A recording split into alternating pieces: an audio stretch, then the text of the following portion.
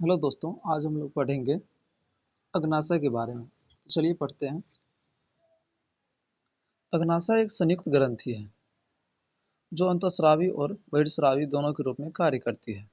अंतःस्रावी अग्नाशय Langerhans द्वीपों से निर्मित होता है। साधारण मनुष्य के अग्नाशय में लगभग 10 से 20 लाख लैंगरहैंस द्वीप होते हैं, जो अग्नाशयी ऊतकों के 1 से 2% होता है। प्रत्येक लैंगरहैंस द्वीप में मुख्य रूप से 2 प्रकार की कोशिकाएं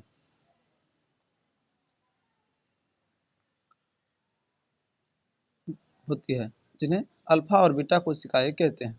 अल्फा कोशिकाओं का ग्लूकागोन तथा बीटा कोशिकाएं इंसुलिन हार्मोन का स्रावन करती है। ग्लूकागोन एक पेप्टाइड हार्मोन है जो सामान्य रक्त शर्करा स्तर के नियमन में मुख्य भूमिका निभाता है।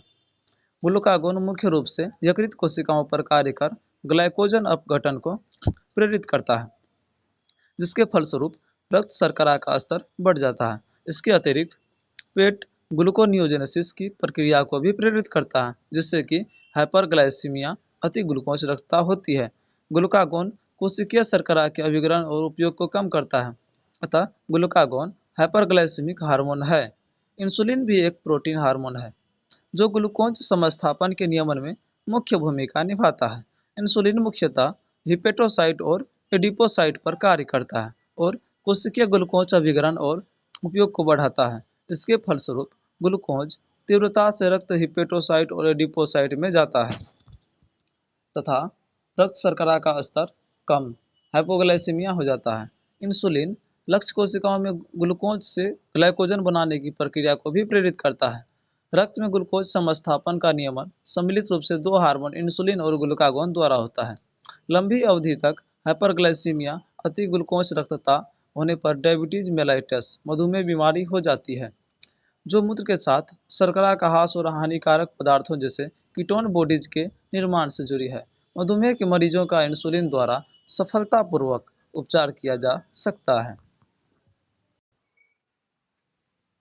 अब हम लोग पढ़ेंगे वृषण के बारे में। नर में उदर गुहा पेडू के बाहर वृषण कोष में एक जोड़ी वृषण स्थित होता है।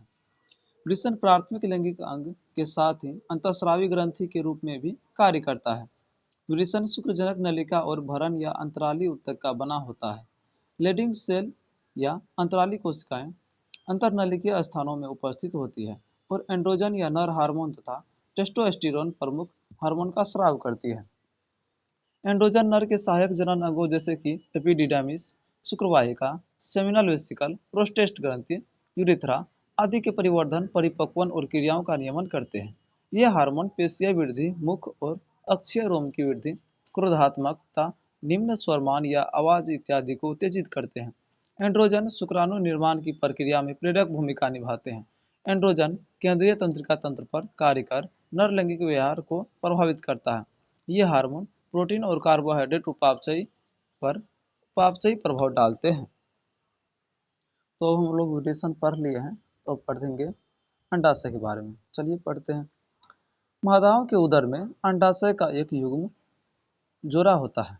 अंडाशय एक प्राथमिक मादा लैंगिक अंग है जो प्रत्येक मासिक चक्र में एक अंडे को उत्पादित करते हैं। इसके अतिरिक्त अंडाशय 2 प्रकार के स्टेरॉयड हार्मोन का भी उत्पादन करते हैं, जिन्हें एस्ट्रोजन और प्रोजेस्टेरोन कहते हैं। अंडाशय अंडपुटक और भरण ऊतक का बना होता है। एस्ट्रोजन का संश्लेषण एवं स्राव प्रमुख रूप से परिवर्धित हो रहे अंडाशयी पुटकों द्वारा होते हैं। अंडोत्सर्ग के पश्चात विखंडित पुटिका कॉर्पस ल्यूटियम में बदल जाता है, जो कि मुख्यतया प्रोजेस्टेरोन हार्मोन का स्राव करता है। एस्ट्रोजन स्त्रियों में द्वितीयक लैंगिक अंगों की वृद्धि तथा क्रियाओं का प्रेरण, अंडाशय पुटिकाओं का परिवर्धन, द्वितीयक लैंगिक लक्षणों का प्रकटन जैसे उच्च आवाज की स्वरमान, स्तन ग्रंथियों का परिवर्धन इत्यादि अनेक क्रियाएं करते हैं। एस्ट्रोजन स्त्रियों के लैंगिक व्यवहार का नियामक भी है। प्रोजेस्टेरोन प्रसवता में सहायक होते हैं। प्रोजेस्टेरोन दुग्ध ग्रंथियों पर भी कार्य करके दुग्ध संग्रह कुपिकाओं के निर्माण और दुग्ध के संग्रह में स्रावन में सहायता करते हैं।